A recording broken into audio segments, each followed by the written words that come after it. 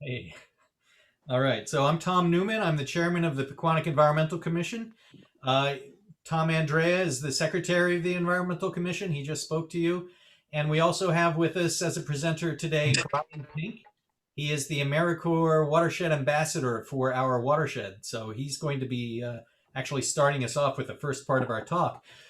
As I mentioned in the email that I sent about an hour ago, today's workshop will have two parts. The first part, Brian will be giving an overview of rain barrels in the context of green I'll call you infrastructure. when I stay home.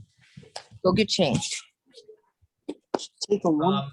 And then after Brian is complete with his section, I will spend probably another hour or so going over in detail every step of the assembly of your rain barrel. And then we'll talk about how to site your rain barrel, where to put it and how to install it.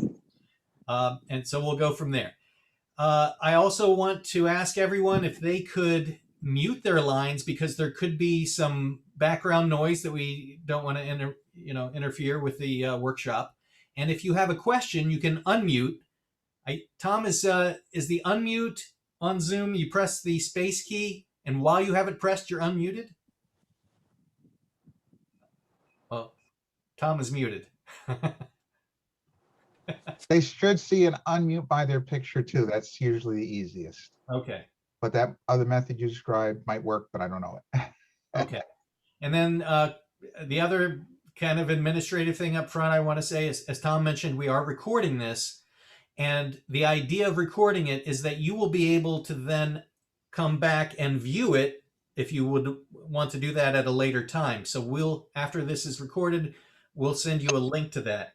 The other thing is, for my part, on the assembly of the rain barrel, I've prepared a PDF, which I will send out to everyone at the conclusion of our workshop today, so that if you need to, you can go back to the steps that you may have missed. And you'll see it's illustrated, it's very detailed. You'll be able to follow it.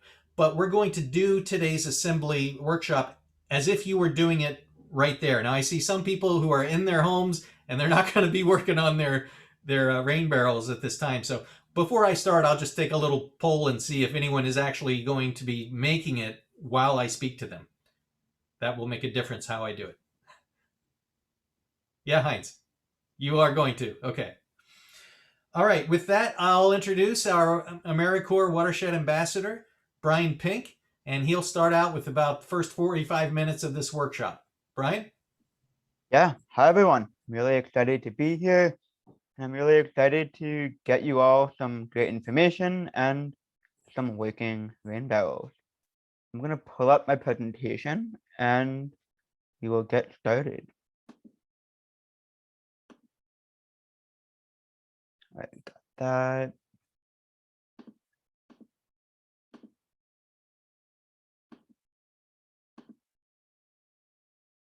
All right, everything looks good. Great. So just the first thing I want to say is I am not part of the Pequannock Environmental Commission. And so I know all of you registered using the Eventbrite.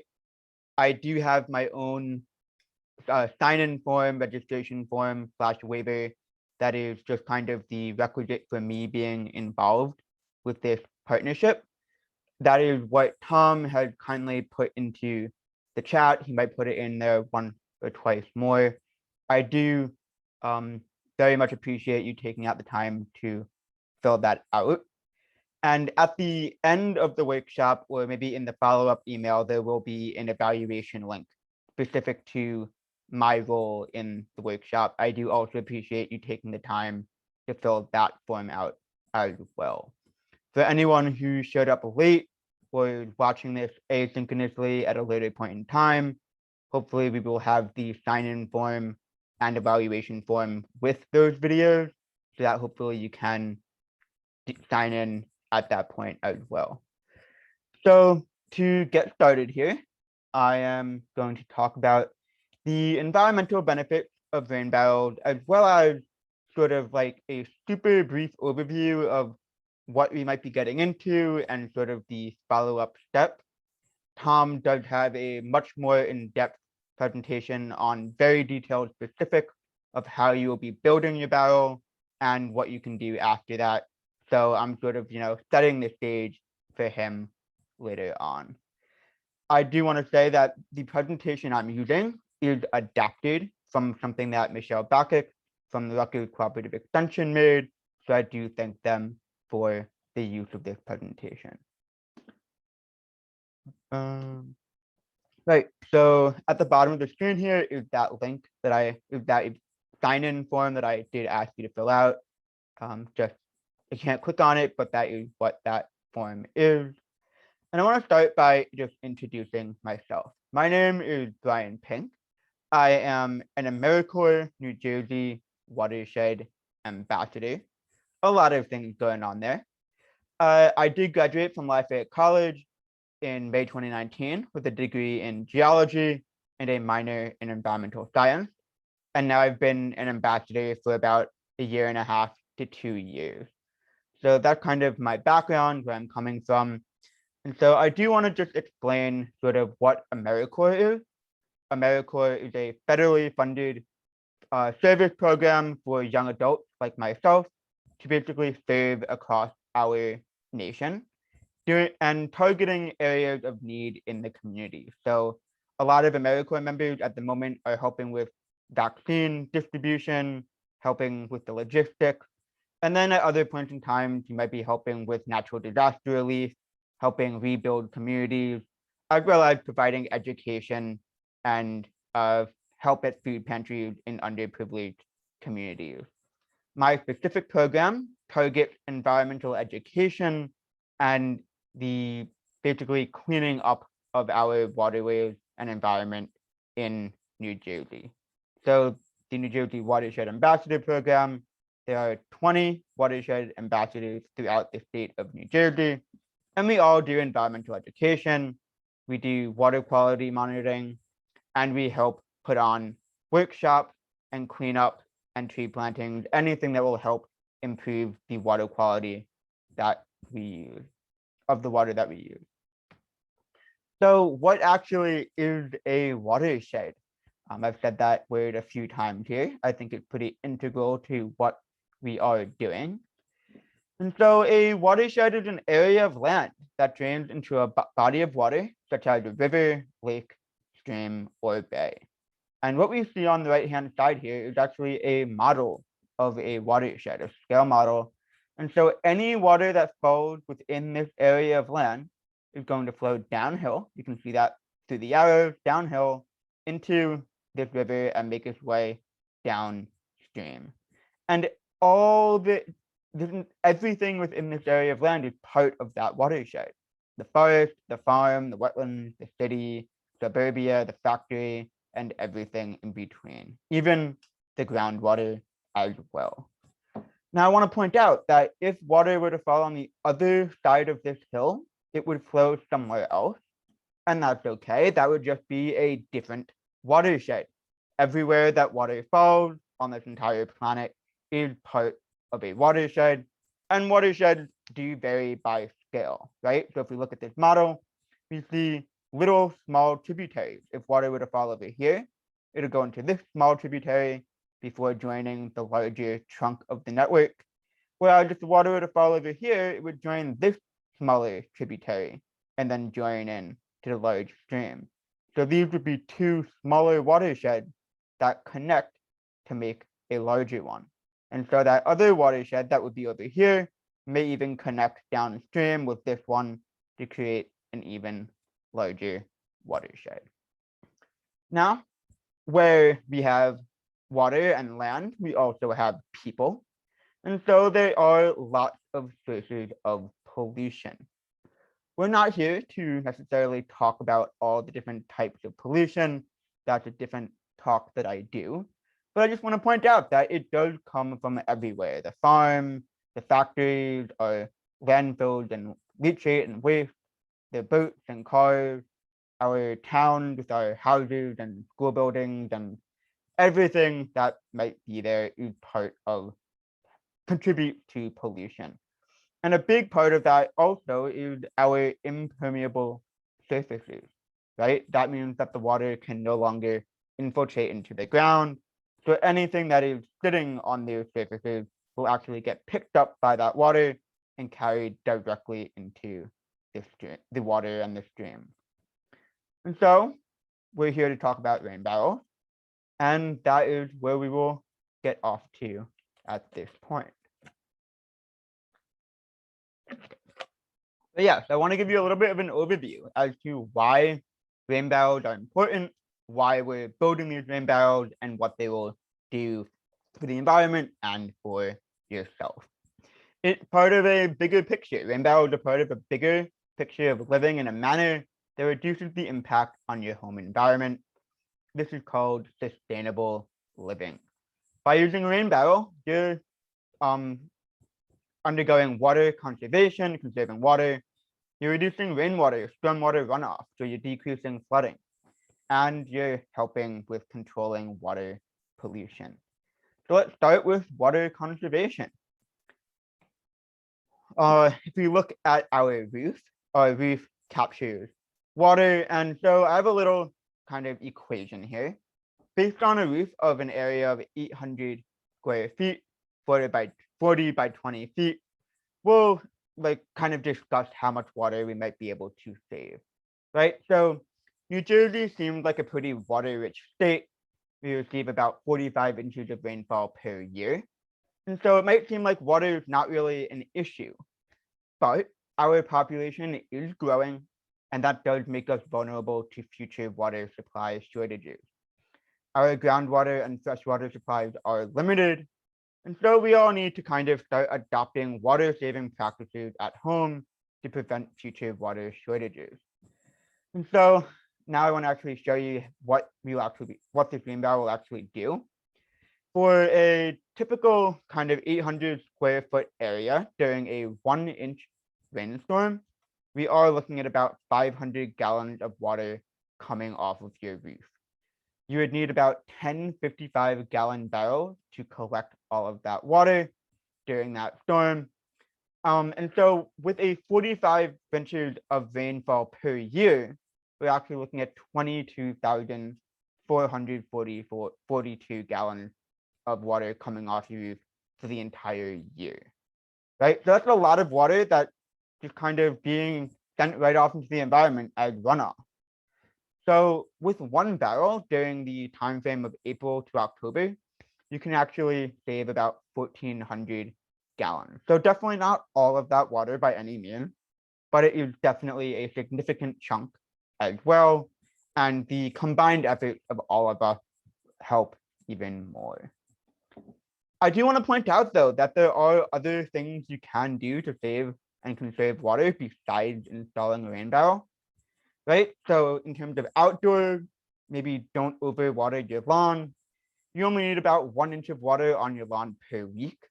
So you can actually use an automatic sprinkler system that adjusts to the amount of water in your grass, in your ground, and will actually shut off your sprinkler system if there's enough there already. You can use indigenous or native plants. They are native to our region of New Jersey and our country. They've evolved as part of New Jersey's ecosystem. They use less fertilizer, and they're more adapted to drought conditions. That means we can actually use less water for these plants and still allow them to thrive. I do recommend checking out Jersey Friendly Yard's website. Great place to get your information on native plants and what you might want to do with those. We can also mulch around our garden plants, which helps reduce evaporation from the soil. And we can think about the timing of when we water our ground, right? If we water early in the morning when evaporation rates are the lowest, it will actually give that water some time to soak into the ground before evaporating. And so you're able to use less water. You can also use certain irrigation systems like soaker hoses. That means that the water will actually drip directly where you want it to, rather than spraying as a mist, which does have further evaporation potential. In terms of other ways to save water indoors, you can think about getting a water sense toilet that uses 20% less water, more energy, and water efficient dishwashers and washing machines, up to 50% less water, and water sense shower heads, around 40% less water. And then, of course, the actual faucets themselves on your sinks and such, they use less water as well. And you can find out information about these at epa.gov, water sense. I'm not saying go out there and buy all new sets of stuff right now. That would be prohibitively expensive. But as you need to replace things, definitely something to keep in mind. The next thing we want to discuss is reducing rainwater or stormwater runoff. I really like this picture. So I mentioned earlier, we have impermeable surfaces. That's kind of your cement and asphalt. They're places where water can't infiltrate into the ground. And so what we have here is a parking lot with, in the right side, we have the typical asphalt. It's impermeable, all the water is flooding and pooling. And so any pollution that might be there would actually be carried away with that water. And we also have tons of runoff, right? So all of that water is going to go directly into the river and the stream, increasing erosion and decreasing our water supply in the groundwater. On the left-hand side of this screen, we actually have green infrastructure. It's a permeable pavement where the water is actually able to percolate and infiltrate into the ground, recharging our groundwater and also not transporting any pollutants that might be there. So just a little, quick diagram: pervious area, grass; impervious area, cement and asphalt. And then again, pervious area under your storm drain, a little like rain garden type thing. This is impervious area, just going directly onto your driveway.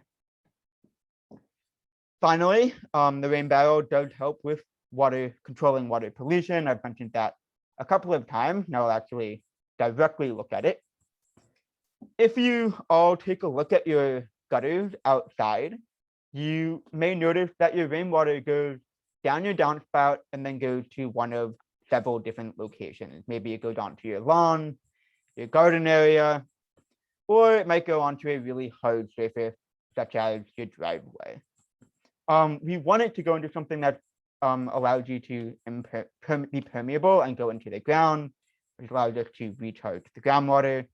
But if your downspout goes directly onto the driveway or sidewalk or out into the street, like these, or even directly into the storm drain, you are carrying any pollutant that might be there, right?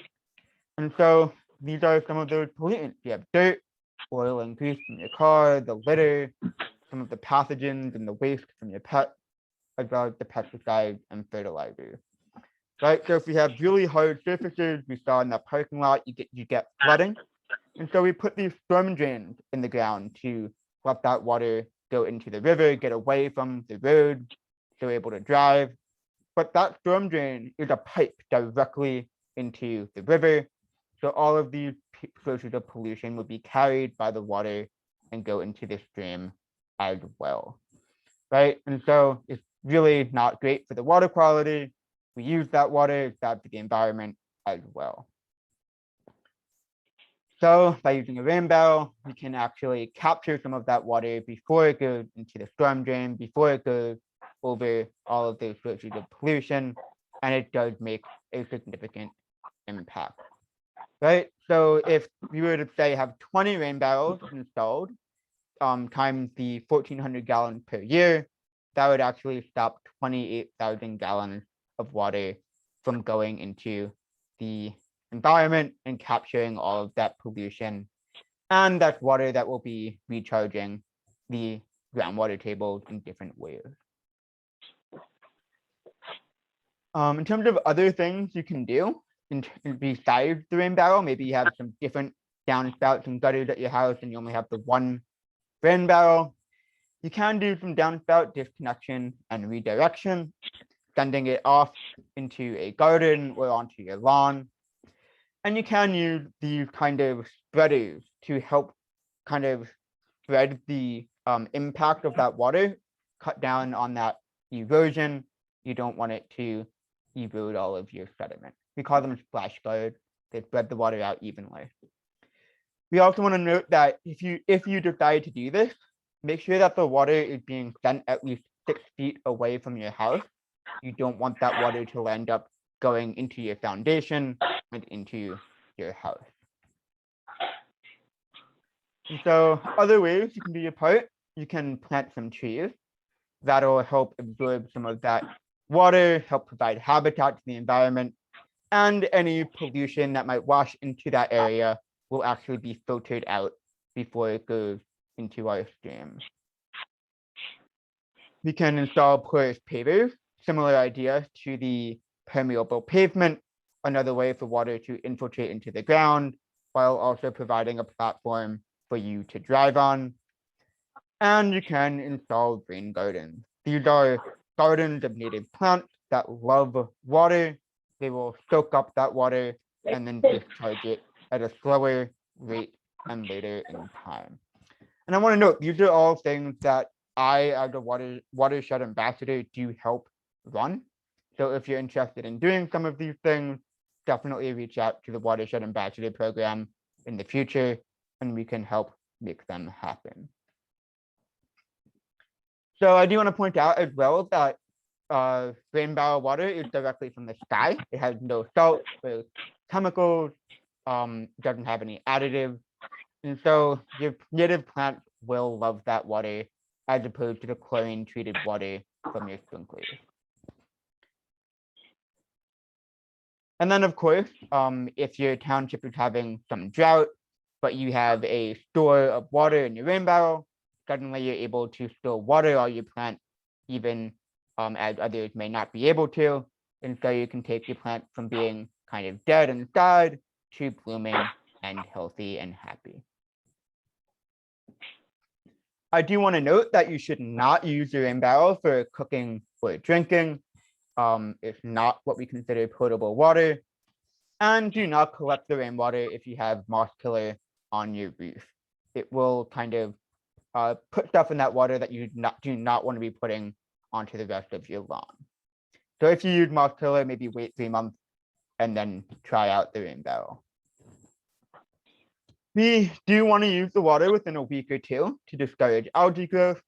Just kind of making sure you drain it out. All that standing water is what allows the algae growth to occur. Another technique is that instead of having to consciously think about, oh, I have to use my water, if you hook up the rain barrel to a circuit hose, it'll just consistently drag that water out, and that does mean that you won't necessarily have to worry about that quite to the same extent. In addition to watering garden, you can use that rain barrel water to wash your dog, the car, or your muddy feet. And you can use it in your toilet tanks when water mains are broken or the well pump is not working. And of course, you are more than welcome to use it in a bird bath. Birds love having water to play in. However, if you're using it for a vegetable garden or a koi pond, please do have your water tested. It may have pH that you don't necessarily want to be giving them, right? A lot of times fish need specific chemical makeup, and so do your vegetable garden. It's important to take care of your rain barrel, keep your screen on top, and we do suggest, or I suggest at least, having a garden hose attached to the overflow. That will help prevent the mosquitoes from kind of formulating on there as well. Maybe change that screen every 2 years. Remove that debris from the screen after storms, as we don't want it blocking the water from getting into the barrel. Disconnect the barrel in the winter. Store it inside or outside with a cover, or even just flip it upside down. And then please, if you could please mute if you're unmuted, I greatly appreciate that. And so if you also want to make sure you clean it out, right? There may be still some growth in that barrel. Make sure you wash it out and rinse it with water once in a while. There's so many barrels to choose from. We have given you a barrel today. but you are more than welcome to customize it. Make sure you sand it down before you go painting it. Use primer as well. There's no reason the rain barrel should stick out like an eyesore if you don't want it to. You are more than welcome to decorate that rain barrel. And so now I'm actually going to give a kind of very brief overview in terms of insight as to what that building process might be like and what that kind of initial setup will be. But again, Tom does have a very in-depth kind of walkthrough he'll be doing, and that is your guide to doing it. So he will have some overlap, always good to get things a few times as well. These are just kind of the main parts of your rain barrel. We will go into them a bit more later, but we do have the screen up top, your overflow, and your spigot or faucet at the bottom. These are the supplies that we've given to you. We gave you a nice little packet. You should all have those. And at the bottom, we have other tools and supplies that are suggested, but you will have to obtain on your own. I do want to point out that as you do things, safety is very important. You can be macho or whatever underneath your protective gear, but safety is paramount. We want to use the face guard or goggles, whatever you have when dealing with the bungee cord. We don't want you poking your eye out. And then personally, I do also suggest maybe wearing some gloves when dealing with the faucet and overflow stuff. The thread is sharp and I have cut myself on them before. We are not doing the drilling of the holes today, but you are using the hole on the sides of the barrel. You can see the little thing, those are what you'll twist off. So that is the hole that you'll be dealing with today. Just wanted to point that out. And then this is kind of the behind the scenes, right? We drilled 2 holes into the side of the barrel. All of the barrels have been prepped already, but this is sort of what that might have looked like if you were doing it. We want those holes to be about 5 inches from the base, 4 inches or so from the top, and that is what you guys all have. Just a little quick look when we were doing our plumber's tape threading. We want to go, 2 or 3 times around it. And this is the thread that I was talking about, can be a little bit sharp. And so we'll do that for the faucet. We'll put it in. Tom will have very precise instructions on how to put it in. And then this is sort of what we might have done if we were doing it my way. We have Tom's specific route for doing things specifically to avoid this kind of chaos. And so that's why we have specific instructions later. But all in all, you will get a faucet put into your barrel, and then we'll be working on the overflow. We did drill these holes into the barrel for you, so you don't need to worry about where you're drilling them. But just as a thought, you do want to make sure that when you install your barrel, you don't have the overflow shooting the water directly into your house. And so this little hint to have the overflow and the faucet on the same side, that's exactly what we have done for you to try to avoid this kind of problem from happening. We'll again put the thread on that overflow faucet, overflow socket, as well as a number of other steps that we'll go through. And then we'll be putting it into the rain barrel, and then the overflow will be complete.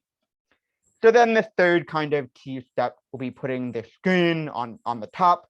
We'll be putting the screen on and using the bungee cord to hold it in place. And with that, your rain barrel will be done. You'll have the screen on top, your overflow, and your faucet at the bottom. That's kind of the goal of what we're trying to get you through today. I do want to point out there are some extra steps even after that. I do believe Tom has some more details on this as well. Always good to have reinforcement on these key ideas. We want to make sure that our rain barrels are level. We don't want it to fall over when it's full, and we want it to be able to fill up to the top to the best possible ability. So you can use standard gravel to help level that area, and then use bricks and cinder blocks to help elevate your barrel, right? So when you're using your water, it's all a elevation pressure-based system. So your hose had better be below the barrel so that you have water pressure, and therefore you can use blocks and cinder blocks to help raise your barrel up. Definitely recommend doing this before your barrel is full, because the full barrel is very, very heavy. You will need a hacksaw or saber saw to cut the downspout, and as well as it is suggested to get maybe a garden hose for the overflow, mosquito gunk, and vegetable oil, and a brush to clean out the barrel as well. Right, and so you can get a diverter kit if you want to, instead of doing it kind of manually yourself. Obviously more expensive than just cutting it and diverting it with a curved piece, but these are options. I do not have any specific suggestions for them. Right, so yeah, we want our barrel to be level. That's kind of what that might look like. Add some sand or crushed stone. For barrels heavy, we want to do it beforehand. We want it to be higher up, all things I just mentioned to you before. And so when you actually go to cut your downspout, measure twice, cut once. If you cut it more than once, you'll have multiple pieces and things will just not work properly. So make sure you get that measurement correct the first time and cut it off one time. You'll be able to remove that piece and put on the diverter. And then in the winter, you'll be able to take off the diverter and put on that original piece again. And then you'll be able to send the water from where you would originally have it. Right, so that's what your hacksaw job might look like. And you want to make sure that the curved piece is going directly into the hole of your rain barrel. If it's going somewhere else, you're not actually capturing that water. And then of course, that's the piece that you are putting on and taking off right there. I recommend a hose, as well as mosquito dunk or vegetable oil. This should kind of help reduce the surface tension, as well as entry point for mosquitoes to start breeding in your barrel. And so what I want to do now is actually show you a really quick 3-minute video. I think it does a great job kind of laying out what that setup might be, as well as some of the care processes might be, and with a nice visual as well. I think, I'm not sure that I've shared sound, so I'm going to quickly unshare and then reshare with sound. Do that real quick. Share sound. Share the screen.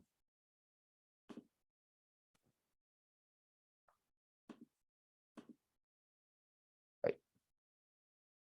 And so that should work now. You all hear that?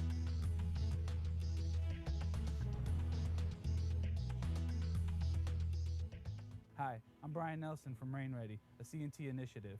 Today we'll be talking about and installing rain barrels. You can get a rain barrel online at a home repair store or check with your local municipality. So let's get started. Today we'll be installing one rain barrel, and also I'll be showing you how to install a dual rain barrel system. Rain barrels hold about 55 gallons of water.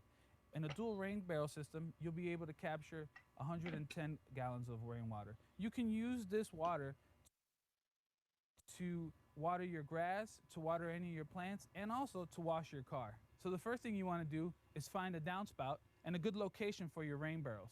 So now that we've located our downspout, what we're going to do is we're going to cut it using a hacksaw, which is for cutting metal, and we're going to save this part of the downspout for later on.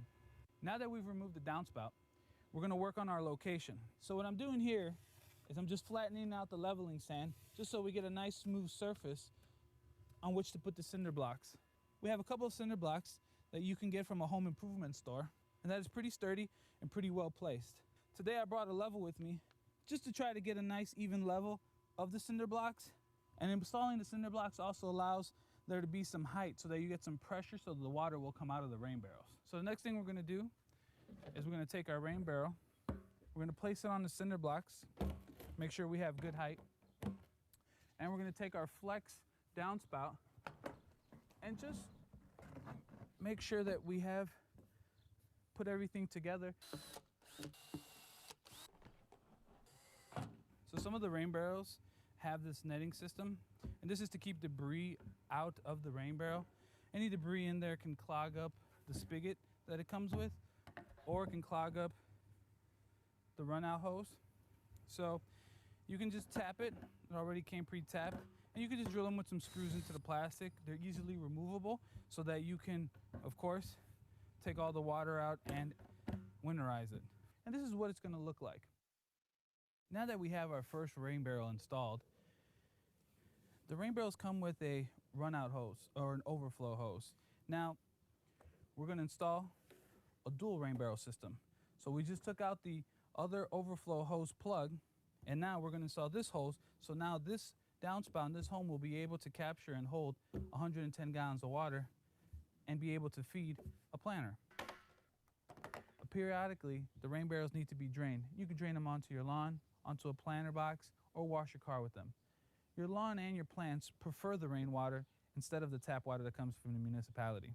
And in the wintertime, what you want to do is completely drain these rain barrels out, flip them over onto a solid, balanced surface so that no water can get inside. If water freezes inside the rain barrel, it will completely destroy the rain barrel and it will not be able to be on the solid surface. What I'm doing here now is just disconnecting the dual rain barrel system. And we're just going to flip them over. And this is how you can store them. You can store them also inside, or you could even put a brick up here just to give it a little bit of weight. That is how you winterize your rain barrels. Great, yeah, so that's sort of a quick summary video. I think it does a great job kind of giving you an idea of what that setup is, as well as some little tips and tricks summarizing what I had just said to you all. So with that, you're basically done. Congratulations, you have a working rain barrel. I do want to just point out real quick that you can, as the video said, increase storage capacity by using rain barrels in a series. So if this is your first rain barrel, this is something you can think about in the future. And of course, you would have to modify the installation design for your needs. And then, of course, as I mentioned at the beginning, you can paint or landscape around your barrel. No need for that barrel to be standing out. If you don't want to, you can make it be a bit of a piece of art and work into your landscaping. And then finally, you are usually kind of beholden to what the given elevation situation of your barrel might be, and any water that's kind of in there would be at the pressure that is just due to that elevation. So if you want more pressure, you can invest in a rain barrel pump system. Again, I do not have any to recommend. With that, I do want to say that it's been a pleasure to present to all of you today. If you're interested in learning more about my AmeriCorps program, feel free to check out New Jersey Watershed Ambassador Program, NJWAP, on Google and go to that link, or check out our Facebook page.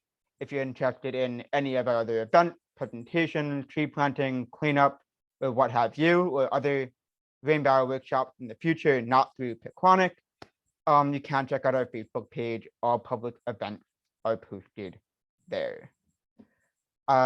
With that, I say thank you. I do have the link to my evaluation up on the top left-hand corner of this screen.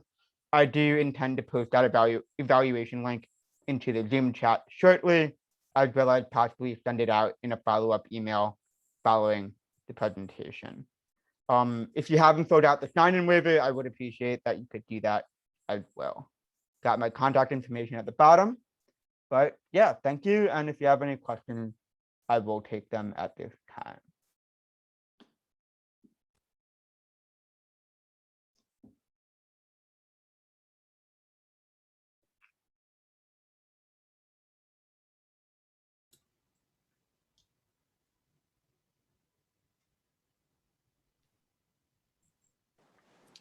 Great presentation.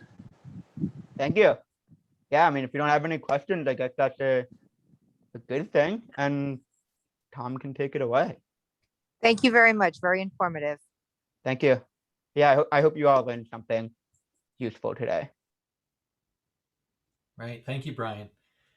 Okay, so I'm not a Zoom expert at all, but Tom Andrea is going to pull up the PDF that I'm, by the way, going to email to everyone so that you have these detailed instructions.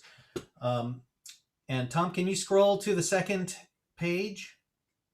So, yep, that second page, I just want everybody to see, this is the detail we're talking about here. Second page, I have a table of contents, so you know exactly where to go for whatever you're looking for when you put this thing together. Brian already talked about some of the rain barrel benefits.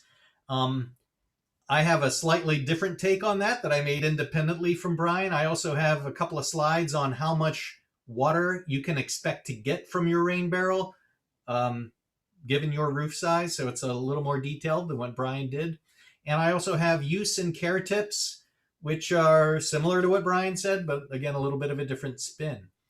Tom, if you can go to page 10, we will get right into, there we go.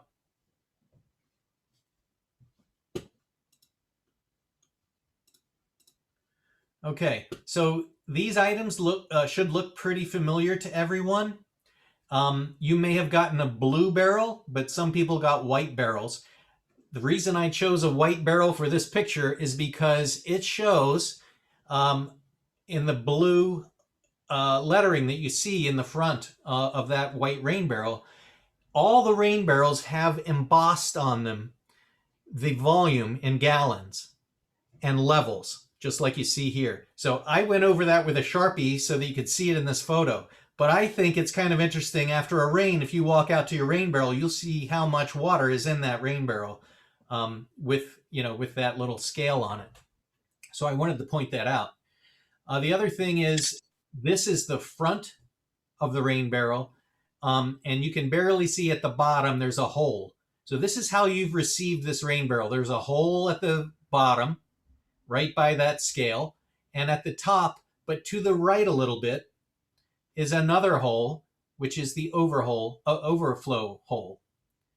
Then on the top of the barrel, we have holes that we drilled into it, as well as unscrewable ports that I call them ports. And I just want to say something at this point as to why we did it like this instead of having a full open top. These rain barrels are a death trap to anybody, especially children, that might try to climb up on top of them. When they are full of water, even a 5-gallon bucket will drown a child that falls into it.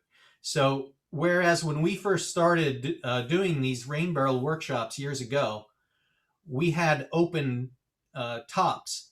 We realized that that was a death trap, and we've stopped doing that. So this is much safer because we have these drain holes drilled in the top. We put the screen over top of that, and there's no way a child or a pet or anything like that is going to fall in there. And that's why we do it like this. Just in case you were wondering. And by the way, I have one that has been operating like this. It works like a charm, so there's no problem. You'll also, you received a kit, a baggie with the items that you see here inside of it. So you know exactly what we're referring to when we ask you to, get a certain part out of there. Next, this is a partial list at the bottom of some things that will be useful to you but are not supplied, including a socket. And I'm not sure if everybody knows what I mean by a socket, but let's see. This is a socket from a socket wrench set. This acts like a weight. And there's a trick that I'm going to show you how to use a trick with this weight. So it wouldn't have to be a socket. You could use a couple of metal washers or something else that's kind of heavy. But we're going to be tying a string to this weight, and you'll see why that's so tricky and advantageous in the installation in a minute. So that's one thing that we didn't supply. Another thing is an adjustable wrench. And by that, I mean either a crescent wrench like this, or a lock, what do they call it? A jaw wrench like this. Those are going to be useful for tightening. Channel lock. Channel lock, that's it. Thank you, sir. When you go to cut your downspout, you're going to need, and the video said it, you're going to need a hacksaw, something like this, or the power version of a hacksaw, which is a reciprocating blade saw with a metal cutting blade on it. Unless you have vinyl downspouts, in which case you could probably use a wooden type of a saw. I mean, a saw for wood. Scissors are going to be useful for trimming the screen. We've already cut it to a place where I think you can use it, but different people have different aesthetic tastes. You may want to trim it up even nice, more trimmed. A metal file may be useful to you if you do have the aluminum downspouts, because as Brian mentioned, those things can get really sharp. And if you have a metal file, you can take the edge off of that. And then at the bottom here, a couple of concrete blocks like you saw in that video, or a number of bricks. And that is, and I'll discuss this at the end, but that is important for lifting your barrel up. If you get that barrel a little higher up off the ground, you'll be able to water much more effectively with it, because this is a gravity-fed system, not pressure through your line like your regular hose is. And the higher up, or let's say it this way, the more different elevations your rain barrel is versus where you're trying to water, the better you'll have flow out of your hose. You will not be able to run your hose up a hill and water a plant that's up a hill from the rain barrel. Put it that way. Okay, Tom, let's go to the next slide and we'll get into the assembly instructions. Well, first I should ask, is there anyone here who is actually going to do this while I present?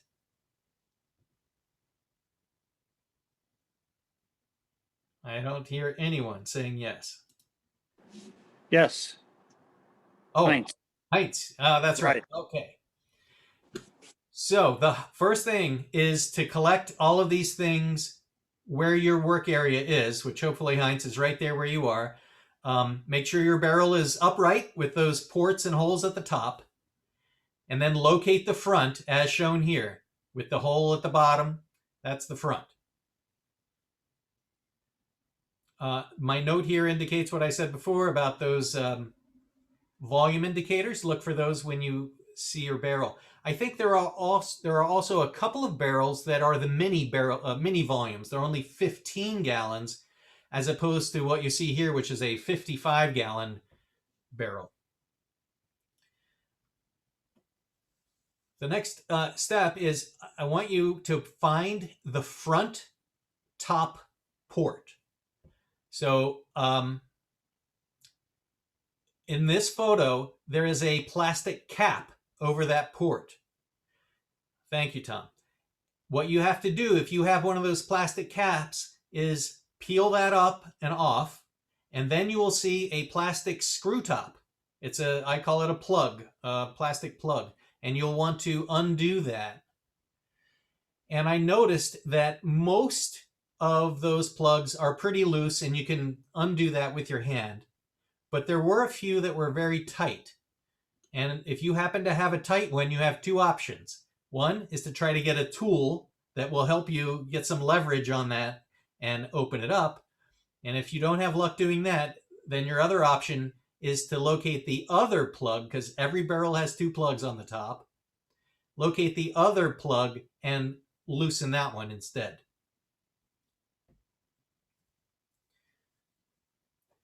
And Heinz, I'll ask you to let us know if you are having luck with that plug. Yeah, mine was loose. Perfect. Okay, Tom, we'll go to the next slide.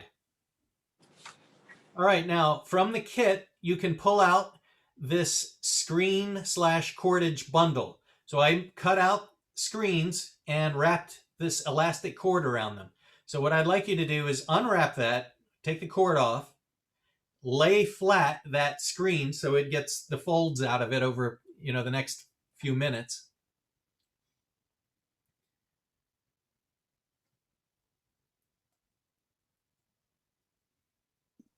Hey, Tom, I just wanted to note that Shannon is also doing her brain barrel as you do it as well. Oh, thank you. All right, Shannon, let us know. I think with Zoom, if you just press that red icon on your little whatever it's called, little tile with your photo on it or whatever. That will unmute you. So if Hello. hey, I have Shannon. a 2-year-old, so I'm kind of hiding, but I am listening and following along. Great. Let us know if we're going too fast. Otherwise, we'll just go to the next step. Yep, we're good. Okay, great. Next thing is find that socket, that weight. Hopefully everybody saw the note that we wanted you to get this before today. But if you find a weight, it's got to be small enough to fit through that port in the top of the barrel, but heavy enough that it's going to actually, give some weight to the cord. So I want you to tie one end of the cord around that weight. And you can use a simple square knot. It doesn't have to be a fancy knot or anything. And you'll see when you put that together, it'll look like this photo here. And this will allow us to use a trick that makes things a lot easier. Okay, Tom, I think you can probably advance to the next step. All right. Now, from your kit, pull out the box with the spigot in it. It's shown here. It's a red cardboard box. Inside, you'll find the spigot with all the parts put together. You'll also find a mini roll of, I'll call it Teflon thread tape, and a factory instruction sheet, which we will not use, but you can refer to that if you like for other purposes. Okay, what I'd like you to do is get that spigot assembly, and then Tom will go to the next step. That spigot assembly is actually about 5 pieces. So it's got the spigot, which is shown in this diagram at the left. It's got the black handle at the top. It's got a lock nut and a blue ring. And at the end, it's got what we call a bulkhead fixture with a black rubber washer. So I'd like you to take those apart. What we want is the bulkhead and washer. So the brass piece with the black rubber ring on it, that's the bulkhead. We want that for the next step. The other 2 pieces you can kind of put together, put it back in the box and hold it for a minute. We'll be back to that step in a minute. But with the bulkhead in hand, we'll go to the next step. Tom, you can advance to the next page.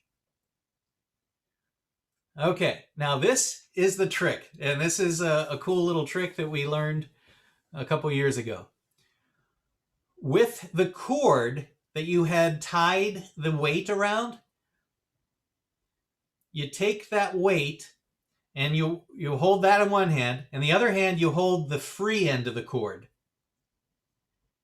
And now you drop the weight into that top front hole that the plug that you removed, that big hole, it should fit right down through that. You drop it down in while you hold the free end in your other hand, and it will drop to the bottom of the barrel. You'll hear it thump. And the idea then is to use your finger through the bottom hole, that spigot hole, use your finger to fish out that cord and the weight and pull that through. Depending on where that weight landed and bounced, you might have to kind of tip the barrel and wiggle it around so that you can fish it out. And that sometimes takes people a minute or 2.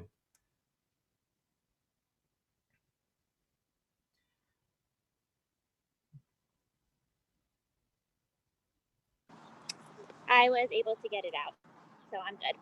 Excellent. You win, Shannon. Heinz, are you good with this yet? I'm good. All right. Okay. Now, you should have the free end in one hand and the weighted end in the other hand. Put that weighted end on the ground in front of the barrel. And another trick we learned is to step on the weighted end with your foot. Hold it there so that it doesn't get pulled back into the barrel. It probably wouldn't, but it's a good idea. Okay. Now, you're stepping on the weight with one foot. You've got the free end of the cord at the top. At this point, get the bulkhead, which is that brass piece with the black rubber ring on it, and thread the free end of the cord so that you're putting the end of the cord through the male end, the small end with threads on it. You're going to insert the cord through it that way, just like in the diagram here. The 9-3A. You're going to, thread it in that direction. So the blue goes into the small hole and out the side with the black rubber on it. It's important that it's oriented in that direction. Okay? And then the next step is, while you're holding the free end with one hand, you drop that bulkhead brass piece into the barrel with the other hand. You should still be stepping on the weighted end with your foot, so when you drop that brass piece in, it's not going to pull the weight back into the barrel.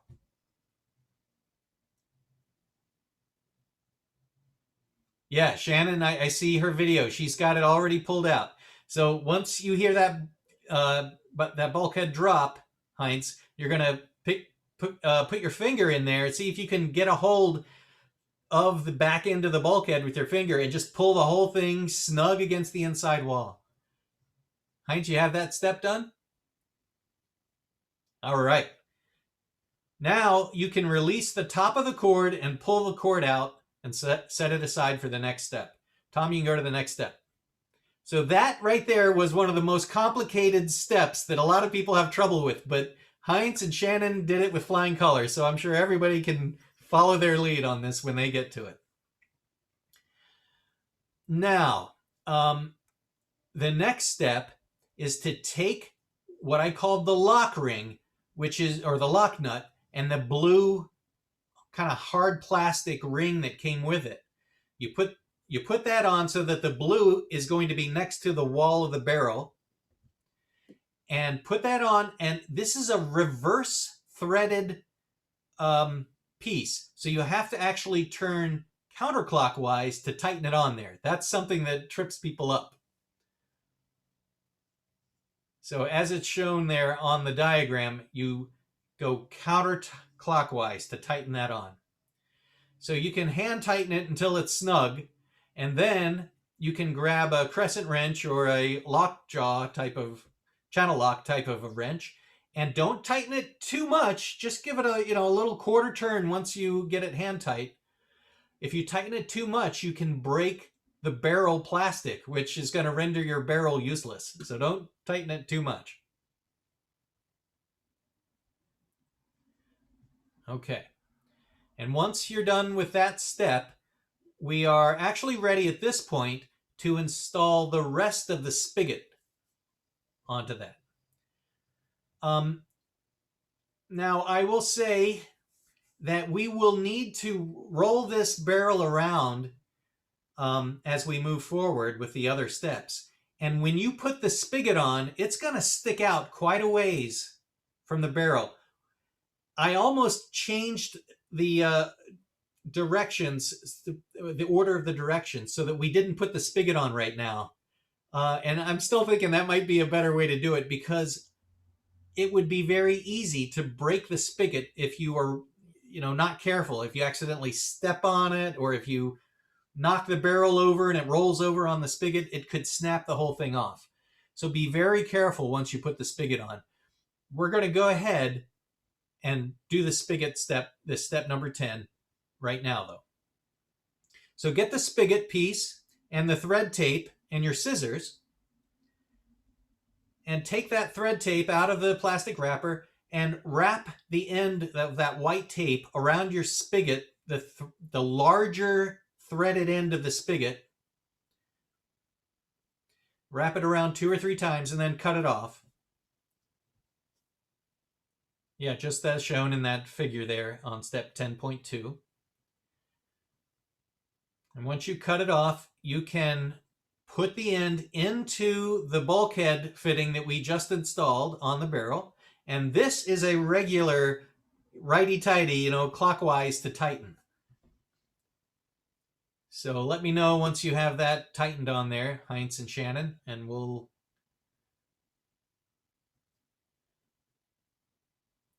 I'll say while we're waiting for those guys to get it on, it may be that when you hand tighten it, the handle will not be straight up. It doesn't really matter. This spigot will work even if the handle is not straight up. But some people like to have it straight up. If you want it straight up and you can't get it oriented that way, you'll have to take your crescent wrench. All right, I see Heinz has got it. You want to take your crescent wrench and loosen on that lock nut, move the whole thing a little bit, and then retighten the lock nut if you want that handle to be straight up at a 90-degree, you know, straight up and down. It's going to work regardless, but I'll just point that out. All right. How's Shannon doing with this? I think I'm okay. All right. Great.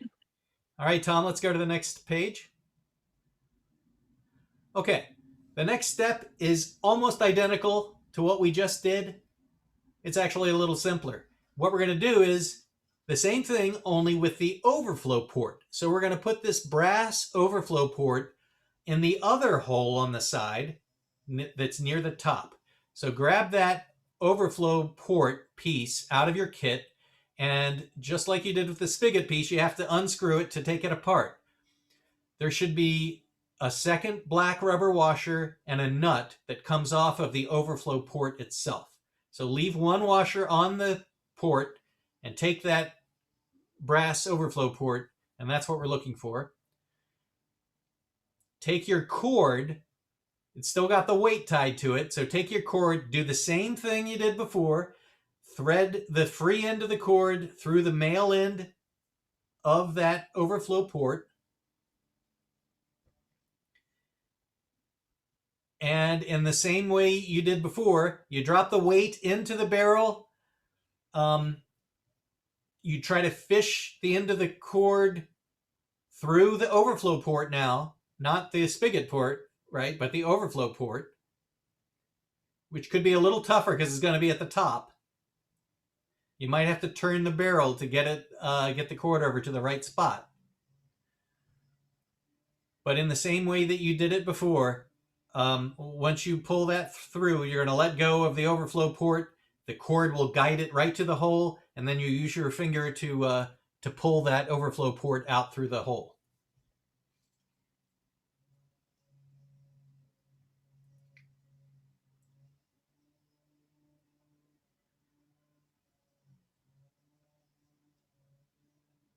I'll check in with Shannon and Heinz to see how they're doing with that. Hope we didn't lose Heinz.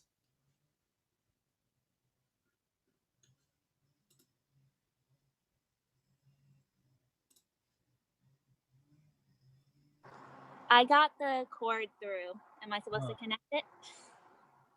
Yeah, I'm sorry. So yeah, first you put the cord through the overflow port. Then you take the overflow port piece, the brass piece, thread the end of the cord through it just like you did with the spigot piece, and guide it to the hole that way.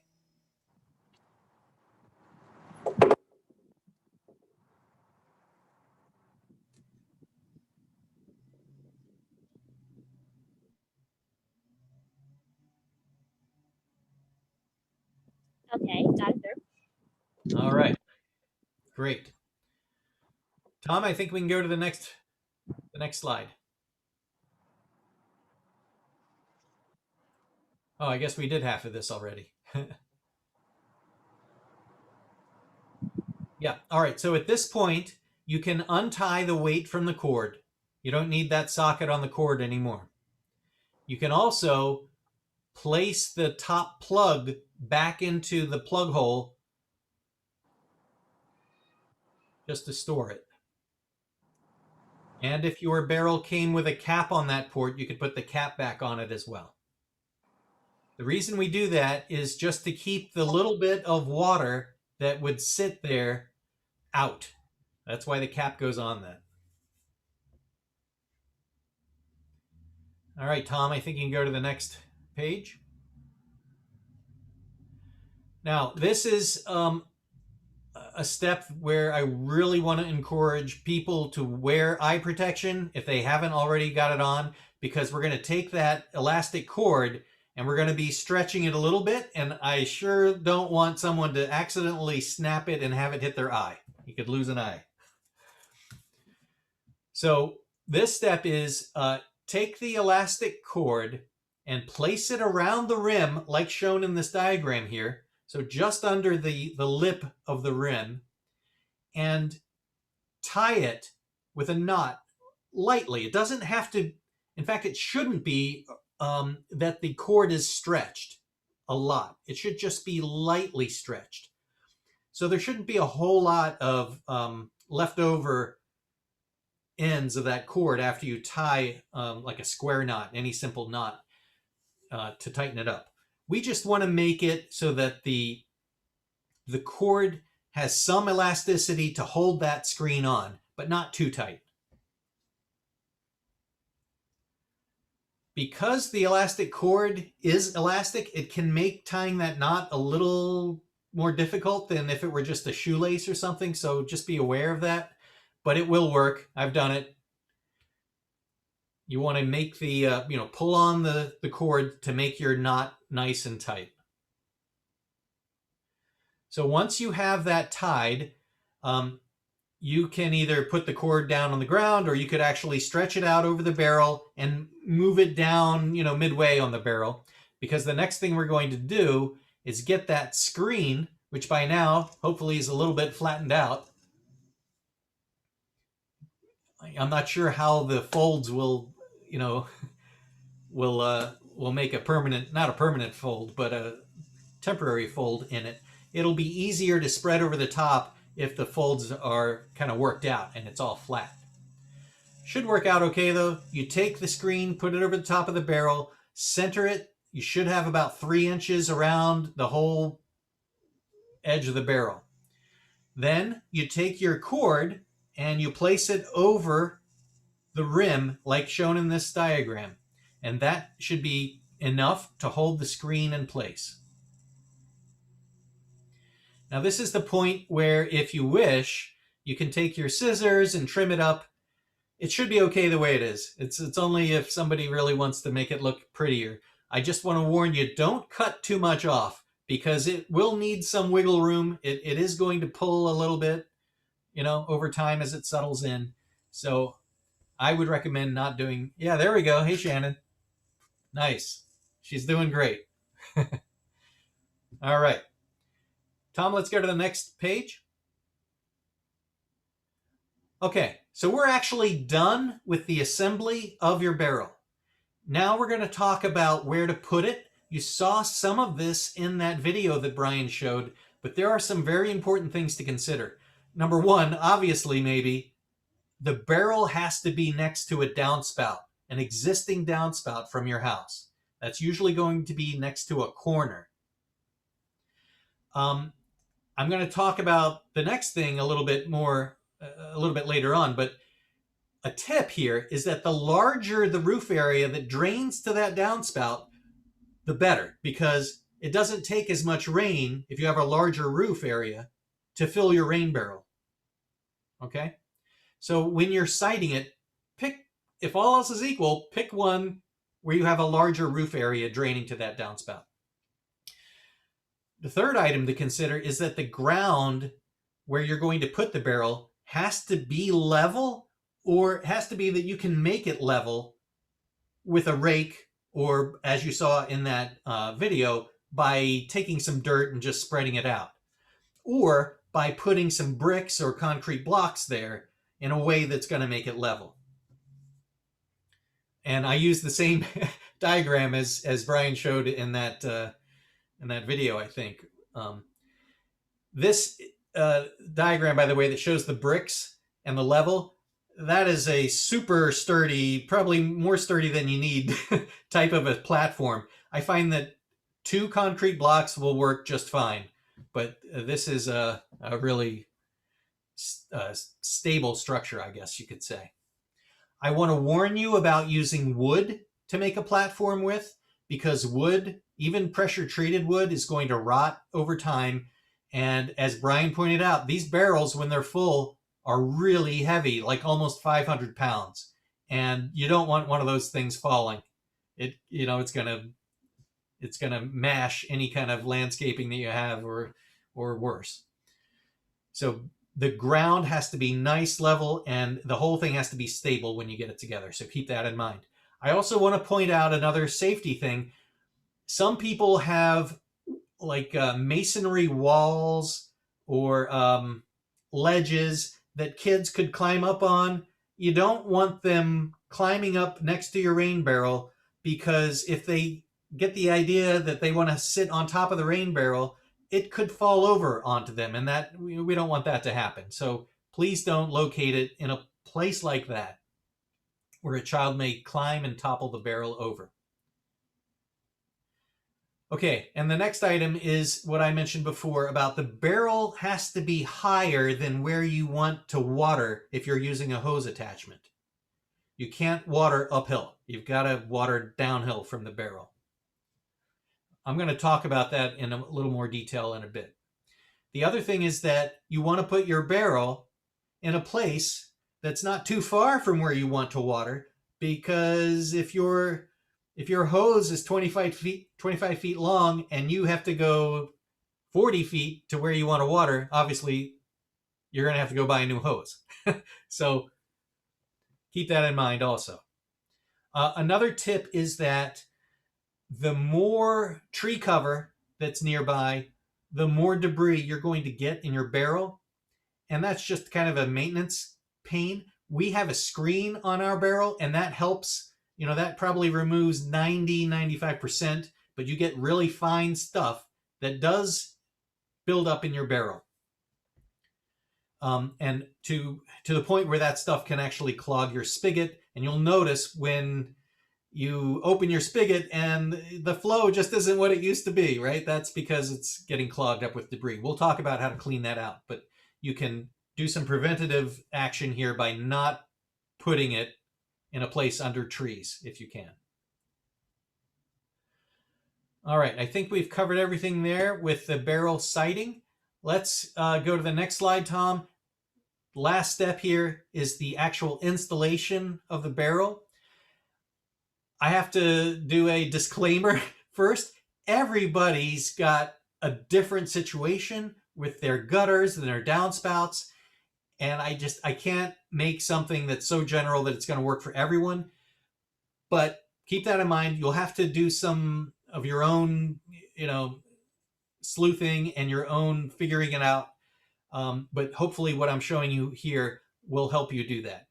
So first thing you want to do is decide if you want to purchase a new downspout or elbow, or use what's existing. The video that you just saw, the guy cut a piece right off of the gutter. He didn't even take that downspout off of the house. He cut it right there. I don't know that I would recommend that, because if you accidentally cut into your siding, you won't like it. So I would recommend taking the downspout off if you could. I did look up some prices just for information. A new 2-inch by 3-inch kind of standard size downspout is about $10 for a 10-foot length. And a new rigid elbow costs about $4. And the, the plastic accordion type costs maybe $8 or something. So figure on maybe around $5 for the elbow. So keep that in mind. It shouldn't be too expensive if you want to just buy a new one. We recommend that you have the original one for the wintertime. And when you have your rain barrel, you have this other one that's shorter that you can hook on. The other way to do it, as Brian mentioned, is there are all kinds of hardware pieces that you can buy at gardening stores that have things called diverters built in. And if you use one of those, you don't have to, change out your downspout every 6 months. But that's up to you. I don't do that. I just have 2 downspouts. One is long. That's what I use in the wintertime. And one is short when I have the rain barrel up. That's how I do it. I want to give you a warning. Some downspouts have what do you call it? Like H or Z shape fittings at the top. That can be a little heavy. I guess it's top heavy when that happens, and it may be screwed in to the gutter at the top. So if that's the case, you may have to get a ladder to unscrew it if you choose to remove it first. And if you have to get up there on a ladder, I can't give you enough warning to be very careful with ladders. Okay, so enough said on that. We recommend that you have I don't know what the technical term is, but I call it a wall anchor, that you connect the downspout. The downspout has a little piece of hardware on it that connects with a little bolt to an anchor that is screwed into your siding. That I find is a very useful thing because you can unscrew that and that holds the whole thing on. You just unscrew it down at eye level or chest level, and then you can take the whole downspout on and off that way. Okay, so once you decide what you want to do, you want to make sure that you measure very carefully the downspout length that you need to get to your rain barrel.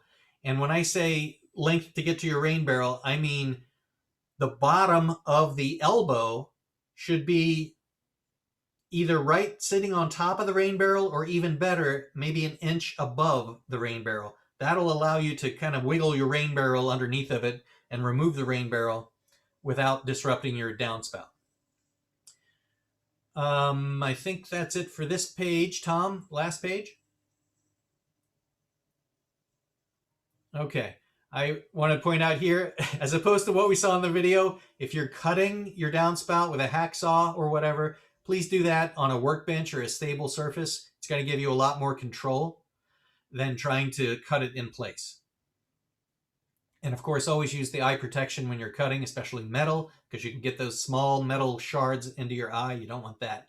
And also be very careful of the cut ends of the aluminum downspout, because those can have razor sharp edges on them. And I've used a file to take those edges off.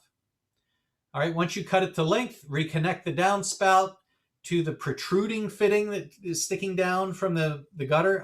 There was a picture of that on the last slide. We don't have to go back to it. But hook that in first and then swing the gutter back next to the wall. Anchor it if you have one of those wall anchors I was talking about, or if you've cut it so that it's going to sit on top of the barrel like what's in this photo, then you may find that it either fits perfectly, there's enough resistance there that it holds everything in place, or you may find that it's a little loose and the whole downspout will fall down. If that's the case and you don't want to put an anchor into your siding, then in a pinch what you can do is just take a wooden block or something to lift it up. You make like a little wedge underneath of it so that you've lifted it up and now it's got some some resistance to it and it won't just slide off or fall off. Okay, so at that point, you've got your rain barrel installed. You want to make sure the spigot is closed and you're ready for the rain to come. All right. Now, how do we stand on time here? We're about 25 after. So we technically have another half an hour. And I first want to ask if there are questions. If there are not any questions, I have some tips that I want to go through to tell you about how to use the rain barrels. Yeah, I have a question. Susan, yeah.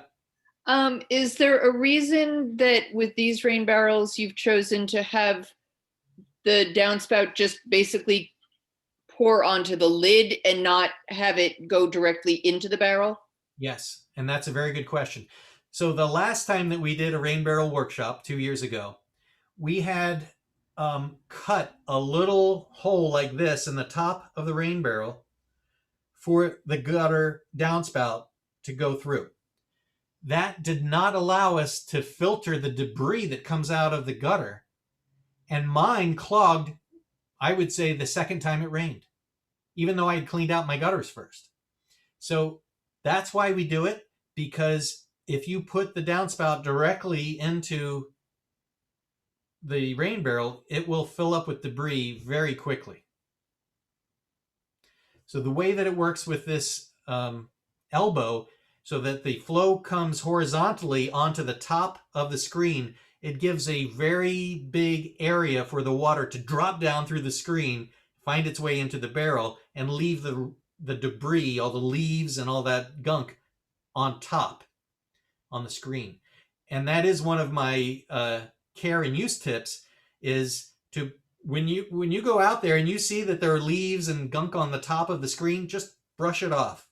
I just use it with my hand, use my hand to brush it off.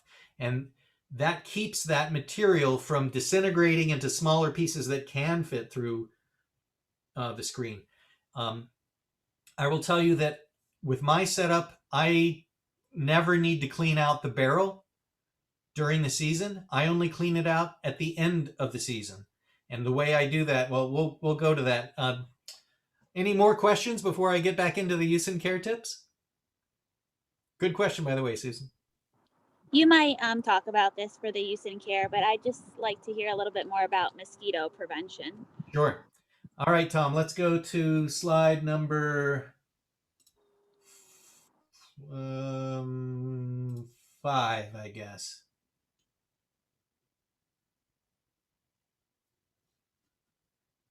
I'm just going to point this out. I'm not going to dwell on it, but this was mentioned, I think, in Brian's, where you have a roof area.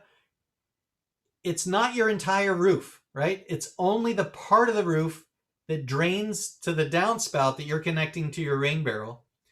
And it's not the, it's only the horizontal, I'll call it footprint of the roof panel. It's not the roof panel itself. So the diagram on this shows you what I mean. The roof itself might be as long as the gutter. Like my gutter is 25 feet long. I measured it. If I measured the roof itself on the angle, let's say it's 12 feet. So I would think that the roof area might be 12 feet by 25 feet, which is the gutter length. It isn't. It's only 10 feet because it's not the length of the angle. It's the length horizontally from the gutter to the peak of the roof. So the red distance is the distance we take. If you know that red distance, which I call the roof panel width, and you know the length of gutter, which is the length of the panel, then you can multiply those together to get your contributing roof area. You multiply it by the amount of rain, let's say 1 inch, however much rain you got, and you multiply that by 0.623. That tells you how many gallons are actually coming to your rain barrel. And Tom, go to the next slide. I took that formula and I gave some examples. So if your roof is 10 feet by 10 feet, that's your panel area, and you get 1/10 of an inch of rain, you're only going to collect 6 gallons. But if you have the same amount of rain and your roof is 30 feet by 20 feet, that would be 37 gallons. So, of course, there are 2 factors here that increase the amount of water that you're going to collect. One is the amount of rain, and the other is how big the roof collection area is. And I shaded on this example here, I shaded how much rain versus how much roof size it would take to fill your 55-gallon drum, your barrel. I included the 50 gallons there because really we don't have the entire 55 gallons because the spigot is up. If you look at your volumes that are embossed on the side, we have the hole for the spigot up at 5 gallons. So we actually lose 5 gallons of water in the bottom. And that's just because we need some we need some area below where the spigot is. So we lose a little bit. So this gives you a guide to how much water you may get. And again, you can always look after a rain, go out there and look and see how full is it relative to the scale that's imprinted on the side of your barrel. Okay, next slide, Tom. Okay, so now we're going to talk about some of the tips of using it. You want to keep your spigot closed until you're ready to use the water. the barrel is going to keep filling every time it rains. And it will fill to the top and actually overflow through that overflow port if the storm is big enough, or if it's been enough storms since you've emptied it out all the way, right? So if you don't empty it out and it fills up halfway in the first storm, and then the next storm comes along, you still haven't emptied it out, it could overflow on the second storm. So that's why you want to connect a hose to that overflow port and put it somewhere away from your foundation, so you don't have water going next to your foundation. Maybe put it, on a thirsty plant or something a bit away from the foundation, so that if the barrel does overflow, that water goes somewhere where it's not going to harm anything. I also want to point out that you don't need to collect the water in through a hose. You could use a bucket or a watering can and fill the watering can or the bucket. I just find that that's a lot of work. So it's a lot easier, I find, to just leave a hose connected on there. Tom, go to the next slide. And I'm going to tell you a trick with the hose. So as we said before, these barrels are gravity fed. Gravity is what controls the flow coming out of the barrel. It's different from a hose that's connected to your house, because that has line pressure. It always has a whole lot of line pressure. Versus that, if you're not used to a rain barrel, you're going to think that the flow is much lower, because it is much lower. I have a diagram here that shows you something. This is something to keep in mind. The water level in the barrel is a magic level. If you have the end of the hose held above that level, nothing is going to come out of the end of the hose. But if you lower the hose to the point where it's below that water level, flow will come out of the hose. And the lower you put the hose relative to the water level in the barrel, the more flow is going to come out. So hopefully this little diagram that I made gives you the idea of that. I find this very useful because I can control when the water comes on or goes off just by lifting the hose up or down. So I can walk around and I'm not losing water if I don't want to, just by holding it up. And if I want it to come out, I just lower it. You can also put the hose down on the ground next to your flower or whatever it is you want to water. And if you leave the spigot open, every time it rains, it'll just divert all of that flow directly to where the end of the hose is. Okay, so this is a little trick that I find very useful. Hopefully that's clear to everyone.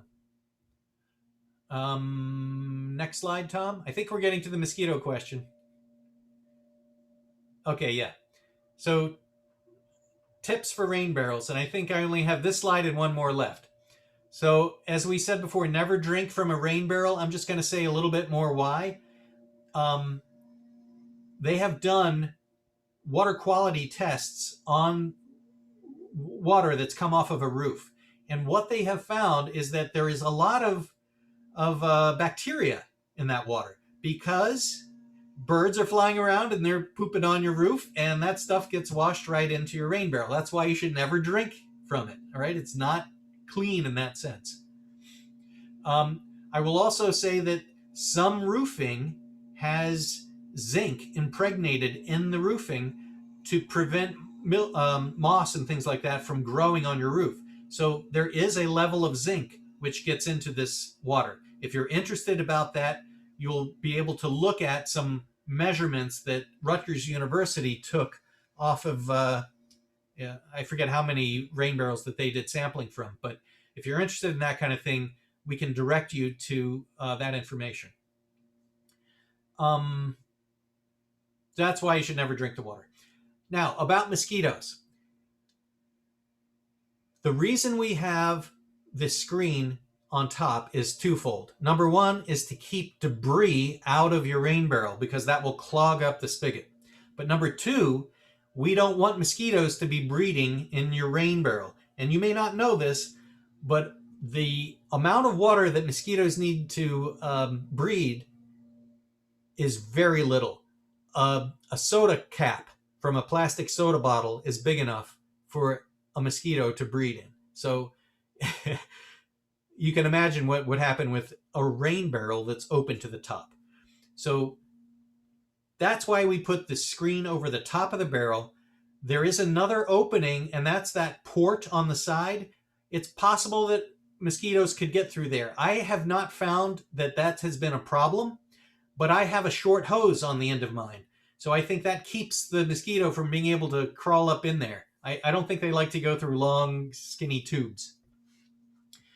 Now, in Brian's presentation, he mentioned that there are additives that you can put into your rain barrel, if you wish, to prevent mosquitoes from breeding.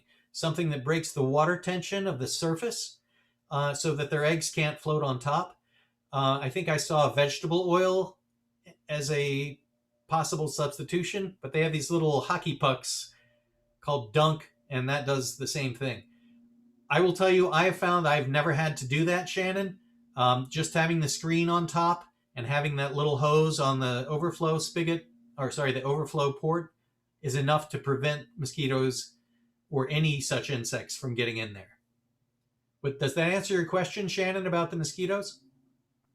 Yes, that does. That's reassuring. Thank you. Okay, great. As I mentioned before, debris over time is going to build up in your rain barrel. And if you notice that the flow coming out when you have that spigot open is not what it used to be, it's probably because some debris has gotten in there and is clogging up your rain barrel. I have 2 tips. One I didn't write down, but the graphic before that showed the guy holding the end of the hose, one thing that you can do if you find that the water pressure is really low or the flow is really low, yeah, thanks, Tom, is you can kind of lift up on the hose, pump it a little bit, like you're trying to, I don't know, I do this with my garden hose all the time. If you just lift it up and down really quick, it makes the water spurt. What that will do is it sends water backwards through the spigot and back into the rain barrel, and that can help clean it out. So that's one tip that you'll get that I didn't write down. Tom, you can go back to my list now. The other way to do it, other than just making sure that you're keeping the screen on top clean of debris, which is easy enough to do, you just brush it off. As I said before, you can clean out the barrel to get rid of that debris. I find I only have to clean out the barrel once a year at the end of the year. So let's talk about the barrel clean out procedure.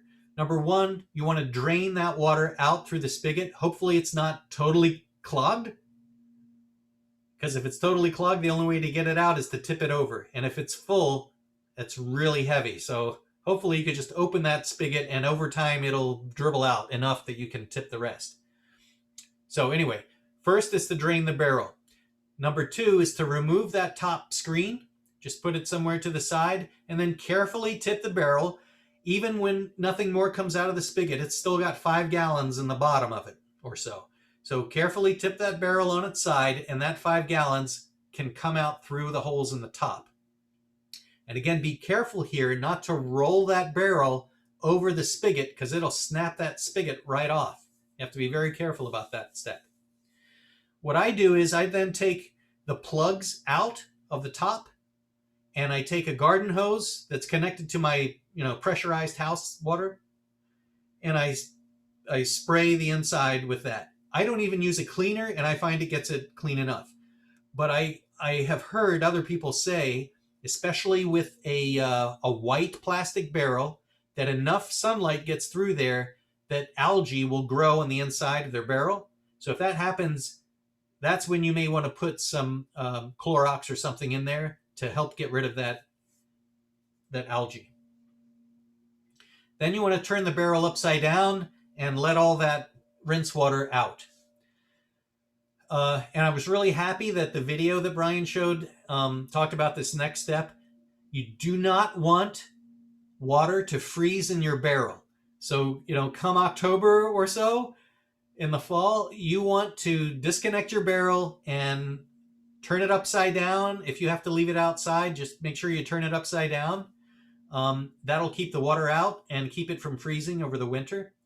I would recommend that if you have a shed or a garage or somewhere where you could put that barrel, I would recommend putting it there just because the temperature variation will make your plastic of the barrel brittle, and it will not last as long versus if it were, somewhat protected in a shed or something like that.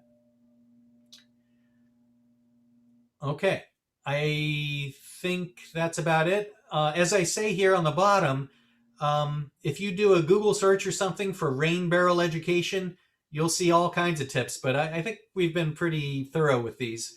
But there's always more that you could learn on the internet, as you know. I think that is about it. Any more questions at this point?